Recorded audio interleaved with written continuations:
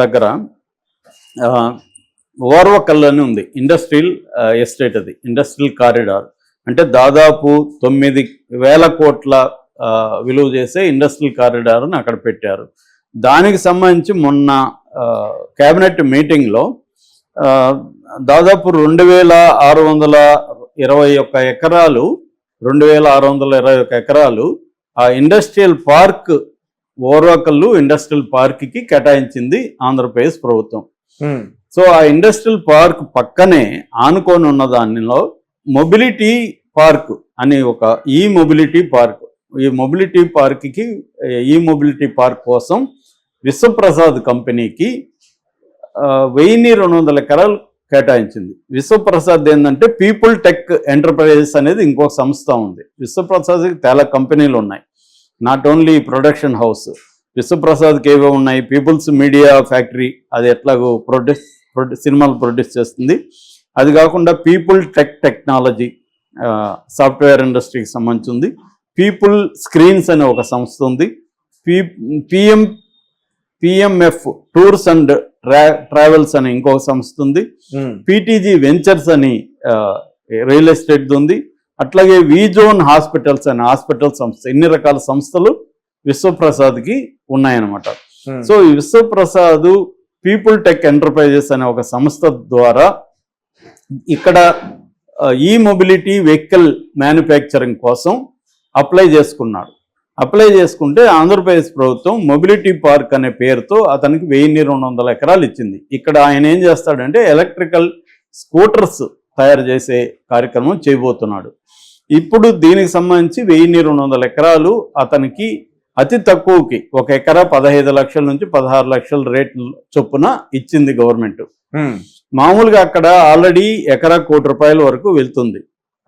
మొన్ననే ఏపీఐఐసి అంటే AP industrial infrastructure corporation సంస్థ అక్కడ వేరే వాళ్ళకి ల్యాండ్ 1 ఎకరాన్ని 70-80 లక్షలకు అమ్మింది రీసెంట్గా.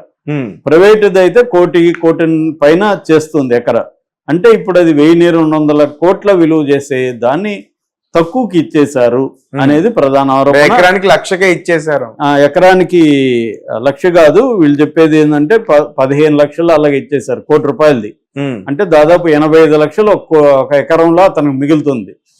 అది కొద్దిగా డెవలప్ అయినాక 5-6 కోట్లకు కూడా పలుకుతుంది ఎకరా. అంటే వీళ్ళు చెప్పేది ఏంటంటే దాదాపు 5,000 కోట్ల వర్త్ ఉండే ల్యాండ్ని అతనికి తక్కువ కట్టబెట్టారు అనేది ప్రధానంగా వీళ్ళు చెప్తున్నారు. ఓకే, దీన్ని శాంక్షన్ చేసింది ఎవరు అంటే ఏపీఈడిబి అంటే ఆంధ్రప్రదేశ్ ఎకనామిక్ డెవలప్మెంట్ బోర్డు దీన్ని చూస్తుందన్నమాట. ఈ బోర్డు ఇతనికి అప్పగించింది, క్యాబినెట్ ఓకే చేసింది.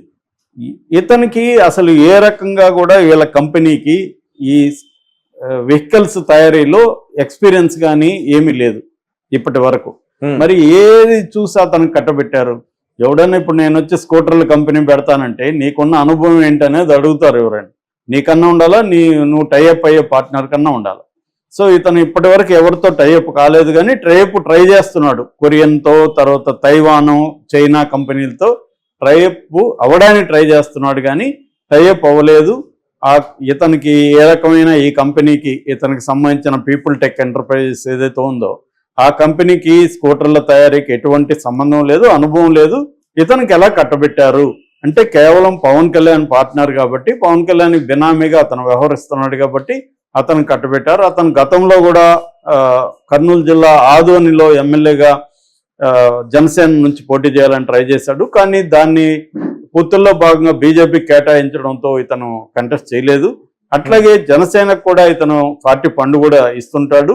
కాబట్టి తన బిజినెస్ పార్ట్నర్ అయిన విశ్వప్రసాద్కి పవన్ కళ్యాణ్ దగ్గరుండి ఈ 1,200 ఎకరాలు ఇప్పించాడు అనేది వైసీపీ చేస్తున్న ఆరోపణ. ఇందులో నిజం ఉందా లేదా మనకు తెలియదు. చెప్పాల్సింది ఎవరంటే గవర్నమెంటే చెప్పాలి. చంద్రబాబు ప్రభుత్వం డైరెక్ట్గా పవన్ కళ్యాణ్ మీద ఆరోపణలు వచ్చాయి కాబట్టి పవన్ కళ్యాణ్ సమాధానం చెప్పాల్సింది. ఎందుకంటే పవన్ కళ్యాణ్ వైసీపీ అవినీతికి వ్యతిరేకంగా చాలా పెద్ద ఎత్తున పోరాటాలు అనేక సార్లు చేశాడు కాబట్టి తన మీద ఇప్పుడు ఒక ఆరోపణ వచ్చినప్పుడు పవన్ కళ్యాణ్ చెప్పాల్సి ఉంటుంది.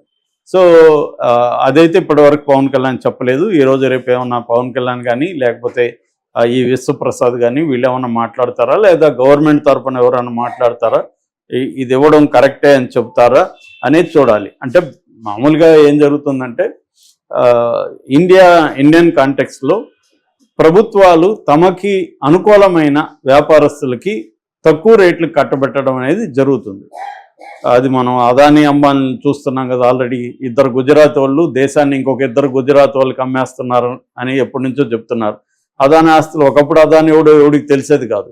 ఇవాళ కోవిడ్ తర్వాత కోవిడ్ టైంలో కూడా అదానీ ఆస్తులు విపరీతంగా పెరిగాయి. ఇవాళ అదానీ ఇంటర్నేషనల్ స్థాయిలో స్కాములను ఎదుర్కొనే స్థాయిలోకి వెళ్ళిపోయాడు. ఇది అన్ని దేశాల్లో ఉంటుంది. రీసెంట్ గా నేను రుచిర్ శర్మ అనే ఒక ఎకనామిస్ట్ ఫండ్ మేనేజర్ రాసిన బుక్ చదువుతున్నా. అదేంటంటే what went wrong with capitalism book title. అందులో అమెరికాలో మొత్తం కంపెనీల్లో 20% కంపెనీలు జాంబీ కంపెనీలు అని చెప్పాడు ఆయన. జాంబీ కంపెనీలు అంటే అవి నష్టాల్లోనే ఉంటాయి. ఫర్ ఎగ్జాంపుల్ వరుసగా 3 ఏళ్ల పాటు వడ్డీకి కూడా కట్టలేని పరిస్థితిలో ఉంటాయి. అంటే వాటికి వచ్చే ఇన్కమ్ వడ్డీలకు కూడా సరిపోదు. కానీ ఆ కంపెనీలు సర్వైవ్ అవుతున్నాయి. ఎందుకంటే గవర్నమెంట్ వాటికి ఆ కంపెనీలకు అప్పులు ఇస్తుంది, అవి సర్వైవ్ అవుతున్నాయి అనమాట. దీన్ని జాంబీ కంపెనీలు అని ఆయన పేరు పెట్టాడు. ఇవి టోటల్ కంపెనీల్లో 20% జాంబీ కంపెనీలు అమెరికాలో ఉన్నాయి. అమెరికా ప్రభుత్వం కూడా కొన్ని కంపెనీలకు మాత్రమే ఫేవరెటిజం చేస్తుంది. వాళ్ళ క్రైసిస్లో ఉంటే బెయిల్అవుట్ ప్యాకేజెస్ కూడా ఇస్తుంది. అందుకనే అమెరికాలో ప్రొడక్షన్ కానీ మ్యానుఫ్యాక్చర్ సెక్టర్ కానీ డెవలప్ కాకపోవడానికి ఇదొక ప్రధాన కారణమని రుచిర్ శర్మ ఆర్గ్యూ చేస్తున్నాడు. అంటే ఇది ప్రపంచవ్యాప్తంగా ఉంది. జపాన్లో అసలు ఈ కాన్సెప్ట్ జాంబీ కంపెనీ అనే కాన్సెప్ట్ పుట్టిందే జపాన్లో 90s లో. సో అలాగా ఇండియాలో కూడా ఏంటంటే ఇంకొక ఎకనామిస్ట్ సౌరభ్ ముఖర్జీ కూడా దీని మీద గురూస్ ఆఫ్ కయాస్ అని ఒక బుక్ రాశాడు. అంటే పెద్ద పెద్ద కంపెనీలు ఎలాగా తమ రాజకీయ పలుకుబడిని ఉపయోగించుకొని మొత్తం వనరుల మీద తామే మోనోపలి ఎలా సాధిస్తున్నాయనేది సౌరభ్ ముఖర్జీ అనే ఎకనామిస్ట్ కూడా రాశాడు అనమాట. అంటే మన దేశంలో ఉండే 20 కంపెనీలు టాప్ 20 కంపెనీస్ టాప్ 80% 70% సంపదని వాళ్ళ దగ్గర పెట్టుకున్నాయి. అదానీ అంబానీ ఇలాంటి టాప్ 20 కంపెనీలే మొత్తం సంపదను పెట్టుకున్నాయి. మిగతా 20% సంపద 80% కంపెనీలు పెట్టుకున్నాయి.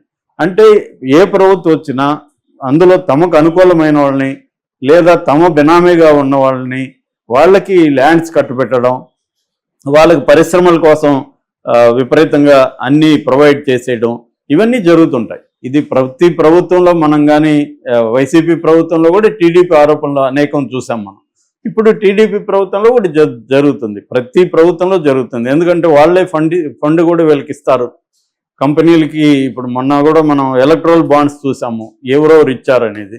సో ప్రతి పొలిటికల్ పార్టీకి కూడా దీంట్లో సంబంధం ఉంది. కాంగ్రెస్ బీజేపీని విమర్శిస్తుంది, కానీ కాంగ్రెస్ కూడా అలాంటి వాళ్ళు ఫండ్స్ ఇచ్చారు. కాబట్టి ఏంటంటే ఫండ్స్ ఎందుకు ఇస్తాయి పెద్ద పెద్ద కంపెనీలు? ఈ పార్టీ వల్ల తమకి ఉపయోగం ఉంటుందని. అధికారంలో ఉన్నప్పుడేమో అధికారంలో ఉండి వనరుల్ని తమకు అప్పగిస్తుంది. అధికారంలో లేని పార్టీలకు కూడా ఇస్తారు. అపోజిషన్ పార్టీలకు కూడా కంపెనీలు డబ్బులు ఇస్తారు. ఎందుకు ఇస్తారు? ఈ డిప్యూటీ సీఎం అజిత్ పవారే స్టేట్మెంట్ ఇచ్చారు. సో పోలీసులేమో వేరే వాదనలు వినిపిస్తున్నారు. పోలీసులు ఏంటంటే ఇతను దొంగే అని చెప్తున్నారు, దొంగతనానికే వెళ్ళాడు అనేది పోలీసులు చెప్తున్నారు. ఇప్పుడు సైఫ్ అలీ ఖాన్ ఇల్లని తెలియకుండా వెళ్ళాడా, సైఫ్ అలీ ఖాన్ తెలిసే వెళ్ళాడా అనే డిస్కషన్ జరుగుతున్నప్పుడు మరొక ట్విస్ట్ బయటకు వచ్చింది. ఆ ట్విస్ట్ ఏంటంటే నిన్న అతన్ని అరెస్ట్ చేశారు, తానేలో అరెస్ట్ చేసినట్టుగా చెప్తున్నారు. సో అతని పేరు విజయ్ దాస్ అని నిన్నంతా కూడా చెప్పారు. ఇప్పుడు ఏంటంటే అతని కొత్త పేరు ఒకటి బయటకు వచ్చింది, కొత్త దేశం కూడా బయటకు వచ్చింది. అతను కొత్త పేరు ఏంటంటే మహమ్మద్ షరీఫుల్ షహజాద్ అనేది అతని పేరు. కానీ అతను ఇక్కడ మాత్రం తానేలో ఒక బార్, రికీ బార్ అంటారు దాన్ని,